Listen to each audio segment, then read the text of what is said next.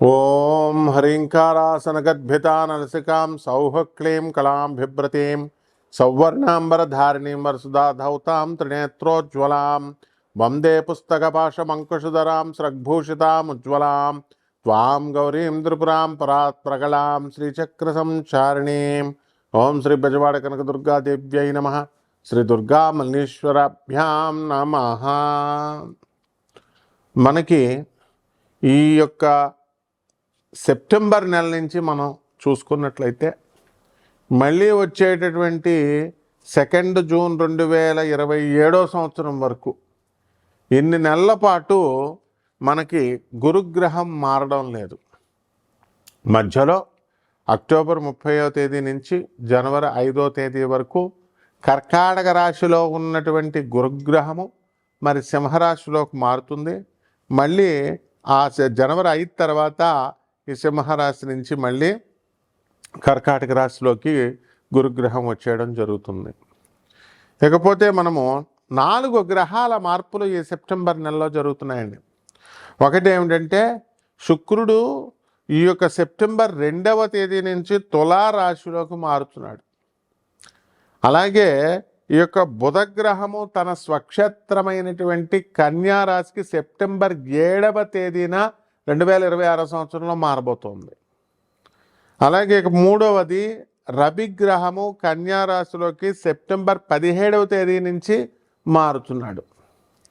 అలాగే కుజగ్రహం వచ్చేసరికి కర్కాటక రాశిలోకి సెప్టెంబర్ 18 నుంచి 18వ తేదీన మారడం జరుగుతుంది. అలాగే మళ్ళీ బుధుడు తులారాశిలోకి సెప్టెంబర్ 26వ తేదీ 2026 సంవత్సరంలో మారడం జరుగుతుంది. ఇది సెప్టెంబర్ నెలలో జరిగేటటువంటి ప్రధానమైనటువంటి మార్పు. మళ్ళీ మనకి డిసెంబర్ 5వ తేదీన రాహువు కుంభరాశి నుంచి మనకి ఏ రాశిలోకి వస్తాడండి? మనకి మకర రాశిలోకి వస్తాడు. సింహరాశిలో ఉన్నటువంటి కేతుగ్రహము మనకి ఎక్కడికి వెళ్ళిపోతుందండి అని అంటే మనకి కర్కాటక రాశిలోకి వెళ్ళిపోతాడు. అప్పుడు ఈ విధమైనటువంటి గ్రహ మార్పులు కొన్ని 12 రాశుల వారి మీద కూడా జరుగుతాయి అన్నమాట. అయితే మార్చి నెలలో శని మార్పులు ఇవన్నీ మనం పరిగణలోకి తీసుకున్నప్పుడు ఈ యొక్క 12 రాశుల వారికి కూడా చాలా మార్పులు జరుగుతాయి. కొన్ని రాశుల వారికి మనకి కొన్ని శుభాలు జరుగుతాయి, కొన్ని రాశుల వారికి మనకి మిశ్రమ ఫలితాలు జరుగుతాయి, కొన్ని రాశుల వారికి టోటల్లీ అటర్ ఫ్లాప్ని చేయడానికి అవకాశాలు అధికంగా కనబడుతున్నాయి. కాబట్టి ఈ రాశి వారికి మనకి ముఖ్యంగా శుక్రగ్రహాన్ని కనుక మనం తీసుకున్నట్లయితే మనము అబ్జర్వ్ చేయండి, సినిమా రంగంలో ఉన్నటువంటి వాళ్ళందరికీ కూడా జూలై నెలలో యాక్సిడెంట్స్ అయినాయి. మళ్ళీ ఏప్రిల్ నెల నుంచి 2026 సంవత్సరంలో యాక్సిడెంట్స్ మొదలైనవి. మనకి ఏప్రిల్ 2026 సంవత్సరం నుంచి అక్కడ అత్యధికంగా మనకి యాక్సిడెంట్లు జరిగినాయి. చిరంజీవి గారికి సర్జరీ, బాలకృష్ణ గారికి సర్జరీ, తర్వాత రామ్ చరణ్కి యాక్సిడెంట్, తర్వాత ఈ యొక్క జూనియర్ ఎన్టీఆర్ గారికి యాక్సిడెంటు సర్జరీలు, తర్వాత మనకి రష్మిక మదన్నకి షూటింగ్లో దెబ్బలు తగలడాలు, అండ్ వరుణ్ తేజ్కి దెబ్బలు, ఇవన్నీ కూడా మనం చూసుకున్నట్లయితే జూలై నెలలో కూడా జరిగినాయి. ఈ సినిమా యాక్టర్లలో కూడా మనం ఈ షావుకార్ జానకి గారు నిన్న చనిపోవడము, ఆ తర్వాత మనము అంతకు ముందు కనుక వెళ్ళినట్లయితే మనకి ఎస్ జానకి గారి మరణము, లతా మంగేష్కర్ గారు, ఎంఎస్ సుబ్బలక్ష్మి గారు, వరుసలో ఇవన్నీ ఏమిటి కారణాలంటే శుక్రగ్రహం బాలేదు. శుక్రుడు మనకి కన్యా రాశిలోకి ఉన్నాడండి. ఎప్పుడు సెప్టెంబర్ 1, 2026 సంవత్సరం వరకు.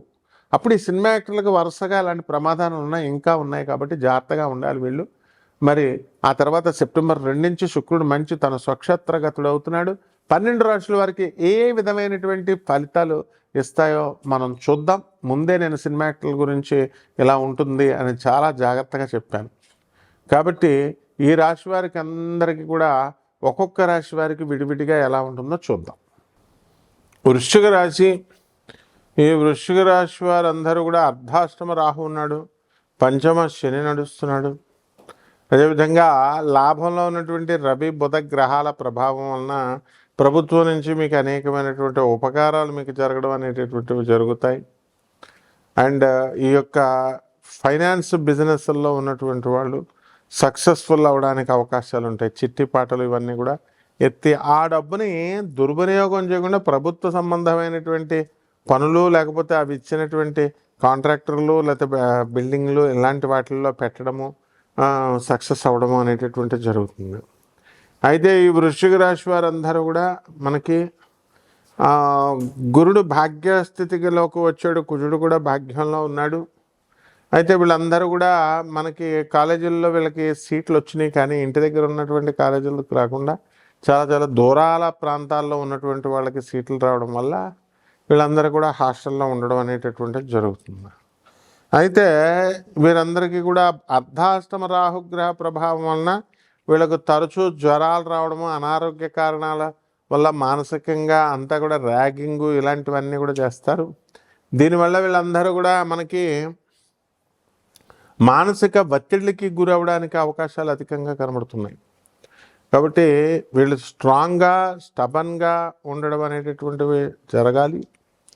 అలాగే ఎలక్ట్రిసిటీ వ్యాపారము అంటే ఎలక్ట్రిక్ వస్తువులు, అప్లయన్సెస్ అన్నీ కూడా అమ్మడం, కరెంటు వస్తువులన్నీ కూడా, అలాగే మెకానికల్ సంబంధమైనటువంటి వస్తువులు, టర్బైన్స్ ఇలాంటివన్నీ కూడా అమ్మడం ద్వారా అధికమైనటువంటి లాభాలు మీకు కలుగుతాయి. అయితే ఈ సంవత్సరం అంతా కూడా వర్షాలు చాలా తక్కువగా ఉన్నాయి. ప్రాక్టికల్గా చూస్తే అసలు చంద్రుడు మనకి ఒక మంచి కీలకమైనటువంటి పొజిషన్ ఇచ్చినప్పుడు వర్షాలు ధారాళంగా పడాలి. కానీ వర్షాలు తక్కువగా పడడం వల్ల, గాలి చల్లదనం తక్కువగా ఉండడం వల్ల ప్రజలంతా కూడా ఇబ్బంది పాలవుతున్నారు. పంటలను కూడా కమర్షియల్ క్రాప్స్ వేయడానికి రైతులందరూ కూడా ప్రయత్నించడం జరిగింది. ఇది మెచ్చుకోవాల్సినటువంటి విషయం ఇది. అయితే ఈ సంవత్సరంలో అంతా కూడా వర్షాలు బాగా అధికంగా మీకు పడడం జరుగుతుంది. ఉరుములు మెరుపులు సౌండ్తో మనకి రావడానికి అవకాశాలు ఉంటాయి. అలాగే ఈ రాశి వారందరూ కూడా మనకి కొత్త కొత్త వ్యాపారాలు ప్రారంభిస్తారు. కాయగూరల వ్యాపారాలు చేస్తున్నటువంటి కమిషన్ ఏజెంట్లు కూడా బ్రహ్మాండంగా సంపాదించడానికి అవకాశాలు ఉన్నాయి రైతుల కంటే కూడా. అలాగే కమిషన్ రైస్ కమిషన్ ఏజెంట్స్ కూడా అధికమైనటువంటి సంపాదన అనేటటువంటిది క్లియర్గా కనబడుతూ ఉంది. అంటే రాశి వారికి అందరికీ కూడా చదువుకున్నటువంటి వాళ్ళు, పాపం నిరుద్యోగులుగా ఉన్నటువంటి వాళ్ళకి ఉద్యోగం వస్తుందా రాదా అనేటటువంటి డైలమాల్లో ఉంటారు. ఖచ్చితంగా ఈ రాశి వారికి అందరికీ కూడా ఉద్యోగాన్ని రావడానికి అవకాశాలు అధికంగా కనబడుతున్నాయి.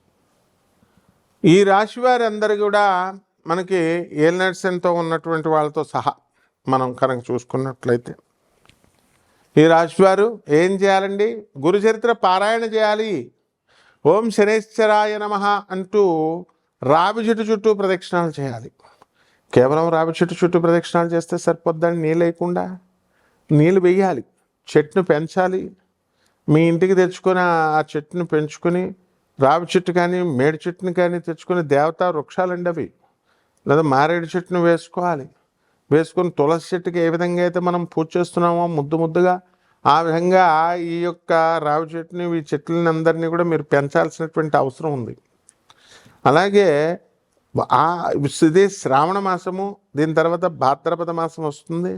వరలక్ష్మి వ్రతము అనేటటువంటిది కేవలము 2వ వారంలోనే చేసుకుంటేనే కాదు, ప్రతిరోజు కూడా చేసుకోవచ్చు.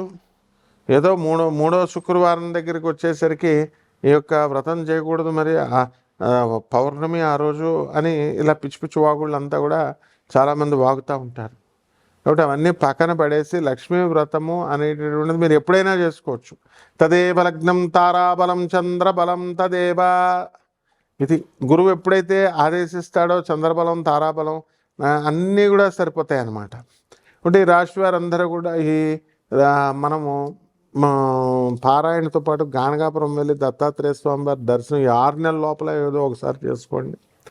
అలా కాని పక్షంలో చక్కగా మన బెజవాడ కనకదుర్గమ్మ తల్లి గుడి దగ్గరికి వెళ్ళి అక్కడ అమ్మవారి యొక్క దర్శనం చేసుకుంటే చాలు. అక్కడికి వెళ్ళి అందరూ కూడా పూజలు పునస్కారాలు, ఈ అరుణాచలం వాళ్ళ పరిస్థితిని మాత్రం బెజవాడకి తీసుకురాకండి. వెళ్ళండి, చక్కగా చూసుకోండి, దండం పెట్టుకోండి, వచ్చేసేయండి. అంతేగాని అక్కడే సెటిల్ అయిపోవడం, అక్కడే ఇళ్ళు కట్టడాలు, షాపులు పెట్టడాలు ఇలాంటివన్నీ వస్తే ఇలాంటి ప్రాబ్లమ్స్ అనేటటువంటి రావడానికి ఎక్కువ అవకాశాలు కనబడుతున్నాయి. కాబట్టి ఒక లీటర్ పాలని మనము సోమవారం నాడు పేద బ్రాహ్మణులకి దానం చేయాలి. అలాగే పాయసాన్నం అని తర్వాత దద్దోజనము, చక్కెర పొంగలి ఇలాంటివన్నీ కూడా మనకి ఈ శ్రావణ మాసం వెళ్ళేంత వరకు కూడా, భాద్రపద మాసం వచ్చేంత వరకు కూడా మనం వీలున్నంత ఎక్కువ సార్లు మీరు ఇవన్నీ కూడా చేసి చక్కగా పేద పిల్లలకి, అనాథలకి, వికలాంగులకి, సాధువులకి అందరికీ కూడా పెట్టడం ద్వారా బ్రహ్మాండమైనటువంటి అనుగ్రహం మీకు లభించడం అనేటటువంటిది జరుగుతుంది.